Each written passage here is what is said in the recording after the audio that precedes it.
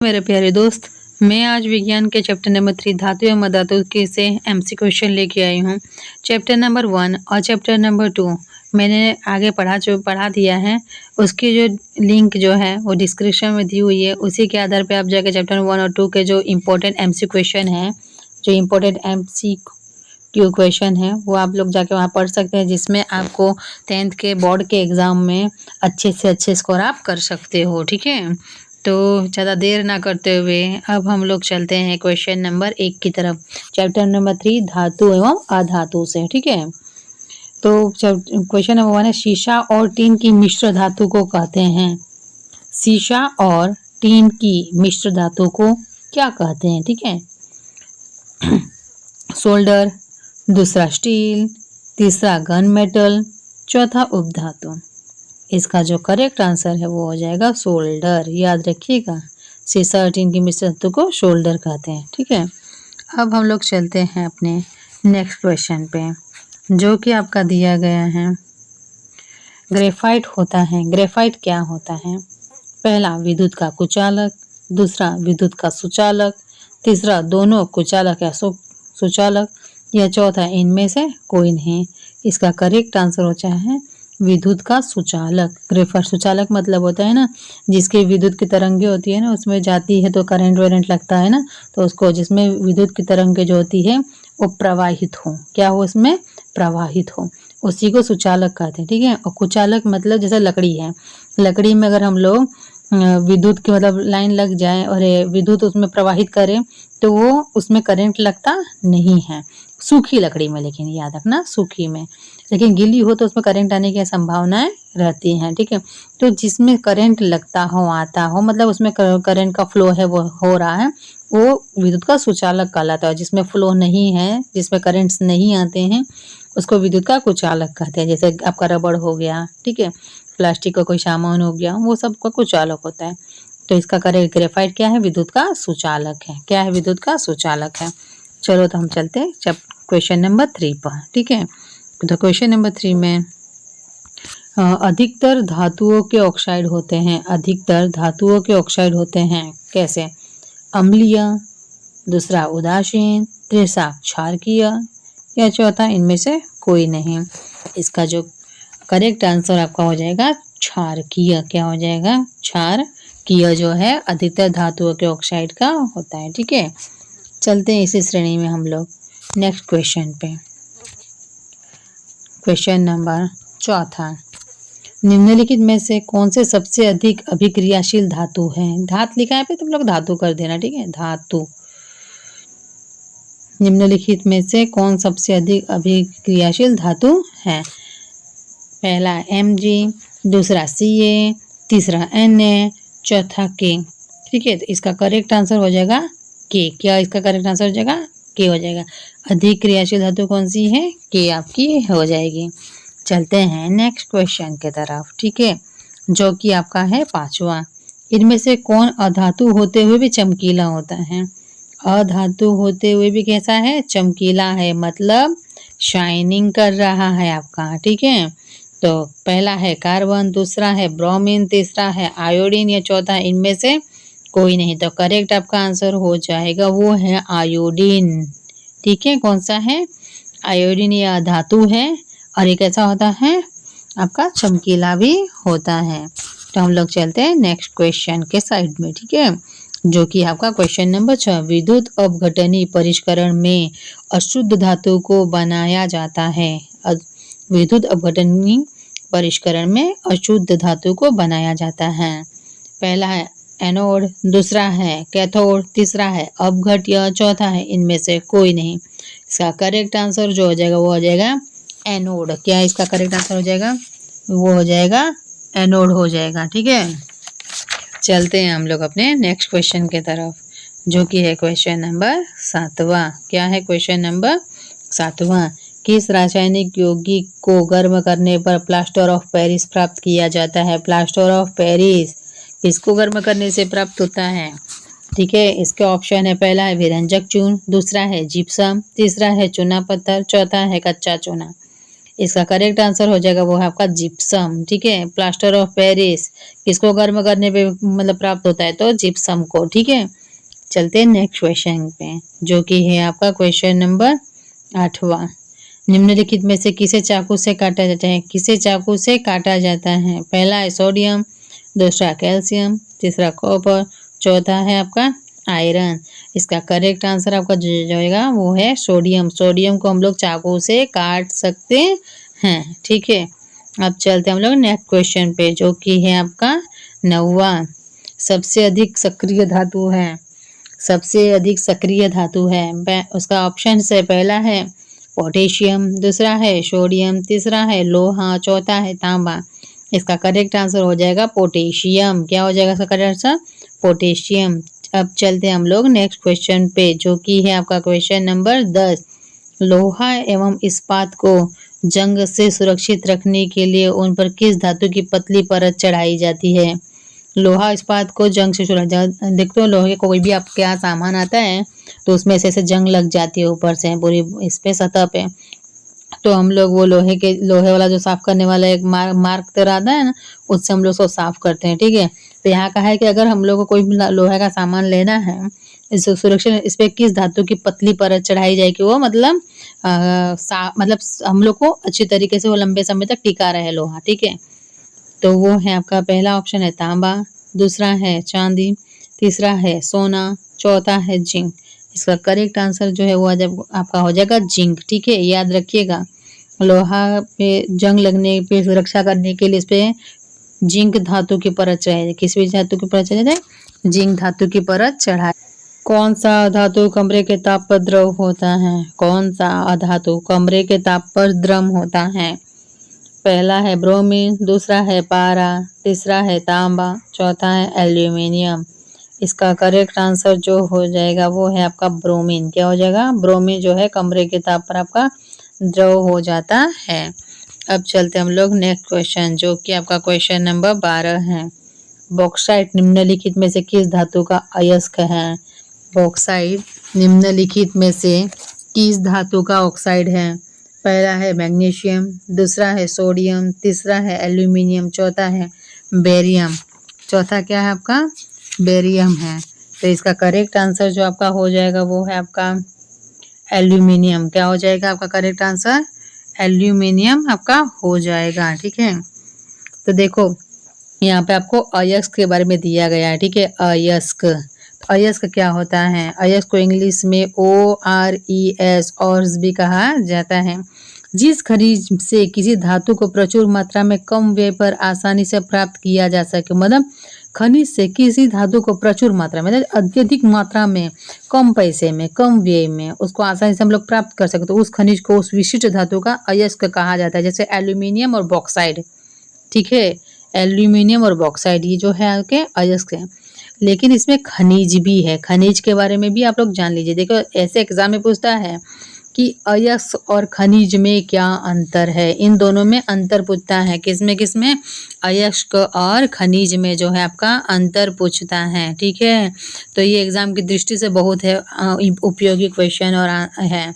ठीक है, जो आपको 2018, 2000 पहले से देख लीजिए, 2016 में पूछा गया है, 2018 में भी पूछा गया है, 2019 में भी पूछा गया है, 20 में भी पूछा गया है, 22 में भी पूछा गया है।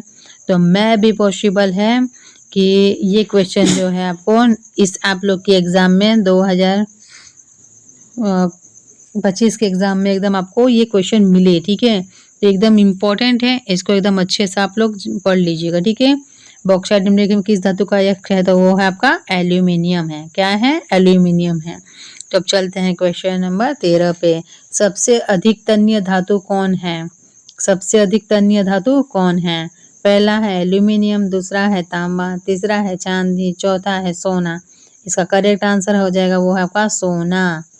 क्या हो जाएगा? सोना। सोना क्या है आपका? तन्य धातु है। ठीक है, अब चलते हैं हम लोग नेक्स्ट क्वेश्चन पे, जो कि है आपका 14वां क्वेश्चन। निम्नलिखित में कौन अधातु हैं?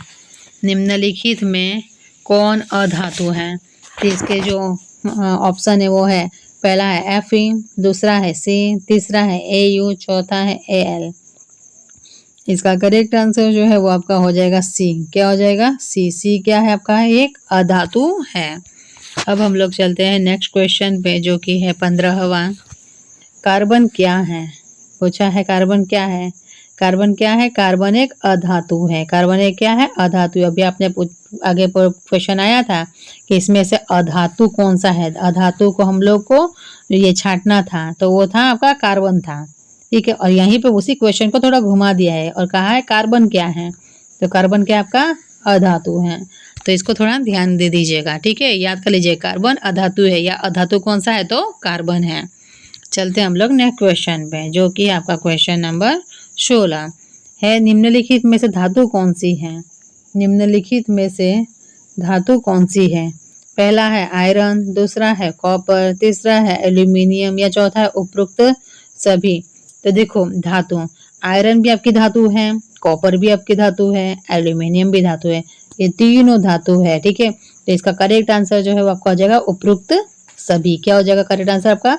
उपरोक्त सभी। आयरन, कॉपर, एल्यूमिनियम, ये तीनों आपकी हो जाएगी, क्या हो जाएगी? धातु हो जाएंगे। ठीक है, अब चलते हैं नेक्स्ट क्वेश्चन पे, जो कि है आपका क्वेश्चन नंबर 17वां।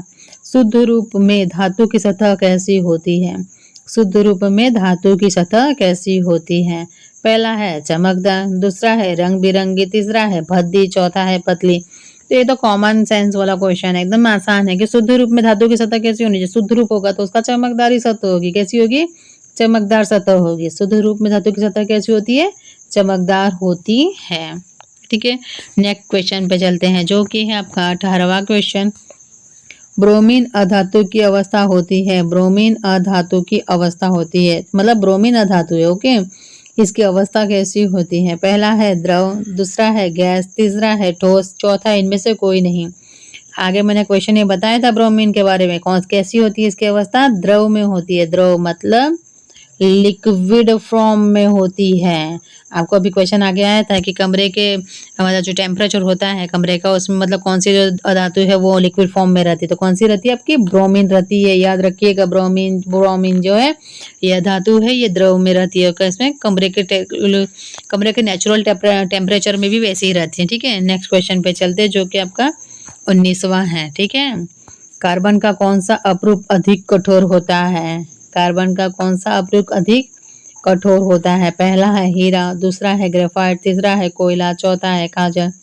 तो इसका करेक्ट आंसर वो हो जाएगा आपका हीरा हो जाएगा। ठीक है, कौन सा हो जाएगा? हीरा है, हीरा हो जाएगा। ये अक्रिस्टलीय रूप है कार्बन का। कौन सा रूप है? अक्रिस्टलीय रूप है। ठीक है, और ये बहुत कठोर होता है। ये कैसा होता है? बहुत कठोर होता है। चलते हैं हम लोग अब नेक्स्ट क्वेश्चन पे, जो कि है आपका 20वां क्वेश्चन। सल्फर के अयस्क का क्या नाम है? सल्फर के अयस्क का क्या नाम है? सल्फाइड है, या हाइड्रोजन सल्फाइड है, या फेरस सल्फाइड है, या कॉपर सल्फाइड है। सॉरी, कॉपर सल्फेट है। इसका करेक्ट आंसर जो है वो का हो जाएगा सल्फाइड। क्या हो जाएगा? सल्फर के अयस्क का नाम क्या है? सल्फाइड है। ओके, अब हम लोग चलते हैं नेक्स्ट क्वेश्चन पे। 1 ग्राम सोने से कितनी लंबी तार बनाई जा सकती है? 1 ग्राम सोने से कितनी लंबी सोने की तार बनाई जा सकती है? ठीक है, ऑप्शन है 2 किलोमीटर, 5 किलोमीटर, 4 किलोमीटर या 6 किलोमीटर। इसका करेक्ट आंसर हो जाएगा 2 किलोमीटर। ठीक है, 1 ग्राम सोने की लंबाई की तार कितनी बन सकती है? 2 किलोमीटर बन सकती हैं। अब चलते हैं हम लोग नेक्स्ट क्वेश्चन पे, जो कि है आपका 22वां क्वेश्चन। धातु की तुलना में अधातु की संख्या कितनी होती है? धातु की तुलना में अधातु की संख्या कितनी होती है? तो पहला है अधिक, दूसरा है कम, तीसरा है बराबर, चौथा है बहुत अधिक। तो धातु की तुलना में अधातु की संख्या क्या हो जाएगी? कम हो जाएगी। क्या हो जाएगी? कम हो जाएगी। अधिक नहीं हो सकती है, कम हो सकती है। ठीक है, चलते हैं हम लोग नेक्स्ट क्वेश्चन पे, जो कि है आपका 23वां क्वेश्चन। जस्ता और तनु HCl की अभिक्रिया से निम्न में से कौन सा गैस बनता है? ठीक है, इसका ऑप्शन जो है वो है CO2, H2, N2, SO2। Correct answer इसका हो जाएगा H2। क्या हो जाएगा? H2 हो जाएगा। अब हम लोग चलते हैं नेक्स्ट क्वेश्चन पे, जो कि आपका क्वेश्चन नंबर 24वां है। ठीक, लोहा को जिंक से लेपित करने की क्रिया को कहते हैं। लोहा को जिंक से लेपित करने की क्रिया को क्या कहते हैं?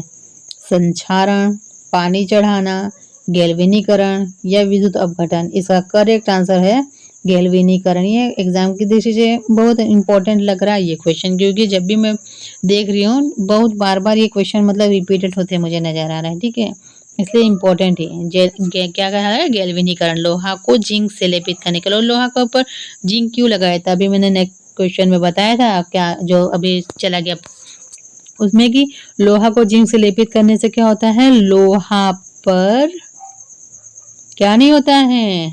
जंग नहीं लगता है। क्या नहीं होता है? जंग नहीं लगता है, याद रखिएगा।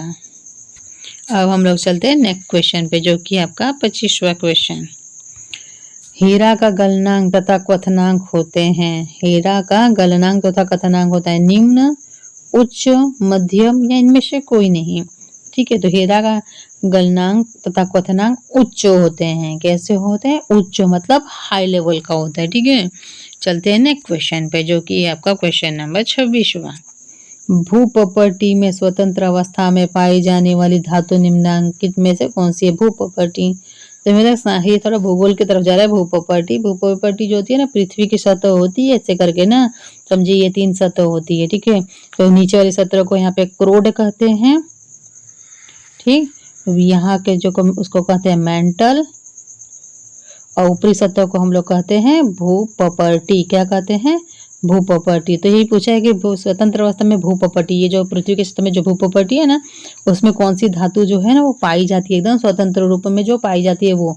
तो उसका ऑप्शन है Mg, दूसरा है Ag, तीसरा है Al, चौथा है Zn। इसका करेक्ट आंसर आपका जा रहा है Ag पे। क्या जा रहा है? आपके Ag। ठीक है, अब हम लोग चलते हैं नेक्स्ट क्वेश्चन पे, जो कि आपका क्वेश्चन नंबर 27वां है। निम्नलिखित में से कौन अधिक अभिक्रियाशील है? निम्नलिखित में से कौन अधिक अभिक्रियाशील है? Hg है, Cu है, Ag है या Au है? ठीक है, तो इसका करेक्ट आंसर आपका जा रहा है Cu पे। क्या है? Cu जो है वो अधिक अभिक्रियाशील है। अब आपका चलते हैं नेक्स्ट क्वेश्चन पे, जो कि आपका क्वेश्चन नंबर 28वां है।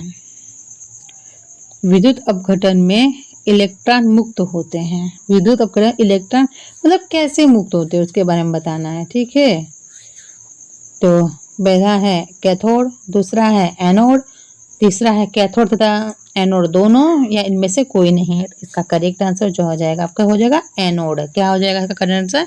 एनोड हो जाएगा। चलते हैं आपका नेक्स्ट क्वेश्चन पे, जो है आपका क्वेश्चन नंबर 29वां। धातु को पतले तार के रूप में खींचने के गुण धर्मों को क्या कहते हैं? धातु को, कोई धातु उसके पतले तार के रूप में खींचने के गुण धर्मों को क्या कहते हैं? पहला है तन्यता, दूसरा है कार्बन, तीसरा है आयरन, चौथा है जिंक। इसका करेक्ट आंसर हो जाएगा तन्यता, मतलब खींचना है ना, तो तन्यता इसका करेक्ट आंसर हो जाएगा। अब इस वीडियो का सबसे अंतिम जो क्वेश्चन है वो हम लोग पढ़ेंगे, जो कि आपका क्वेश्चन नंबर 30 है। ठीक है, चले उसको भी देख लेते हैं। निम्न में से कौन आयनिक यौगिक है? आयनिक यौगिक कौन है? ऑप्शन है आपके CH4, CaCl2, NH3, CO2।